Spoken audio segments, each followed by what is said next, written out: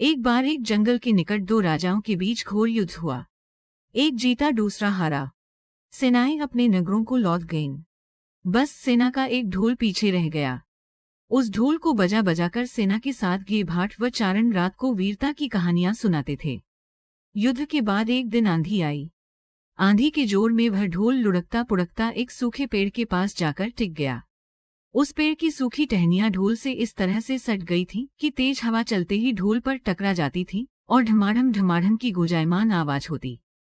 एक सियार उस क्षेत्र में घूमता था। उसने ढोल की आवाज सुनी। वह बड़ा भयभीत हुआ। ऐसी अजीब आवाज बोलते पहले उसने किसी जानवर को नहीं सुना था। वह सोचने लगा कि ये कैसा जानवर है जो ऐसी जोरदार बोली बोलता है ढमाढम। सियार छिपकर ढोल को देखता रहता, ये जानने के लिए कि ये जीव उड़ने वाला है या चार टांगों पर दौड़ने वाला।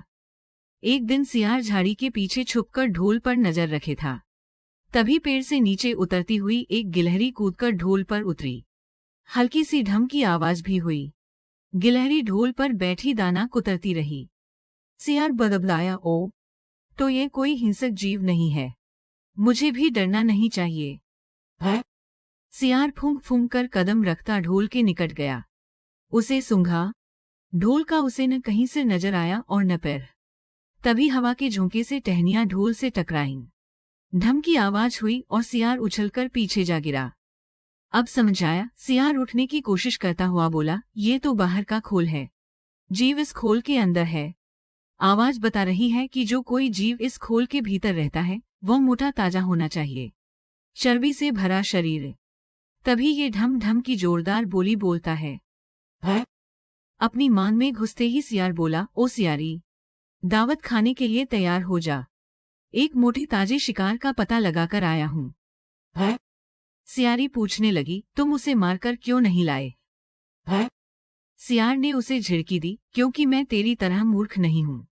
वह एक खोल के भीतर छिपा बैठा है। खोल ऐसा है कि उसमें दो तरफ सूखी चमड़ी के दरवाजे हैं। मैं एक तरफ से हाथ डाल उसे पकड़ने की कोशिश करता तो वह दूसरे दरवाजे से न भाग जाता। चांद निकलने पर दोनों ढोल की ओर गए। जब वे निकट पहुंच ही रहे थे कि फिर हवा से टहनियां ढोल पर टकराईं और ढम ढम की आवाज निकली। सियार सियारी के कान में बोला, सुनी उसकी आवाज?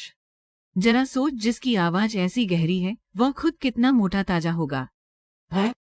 दोनों ढोल को सीधा कर उसके दोनों ओर बैठे और लगे दांतों से ढोल के दोनों चमड़ी वाले भाग के किनारे फाड़ने।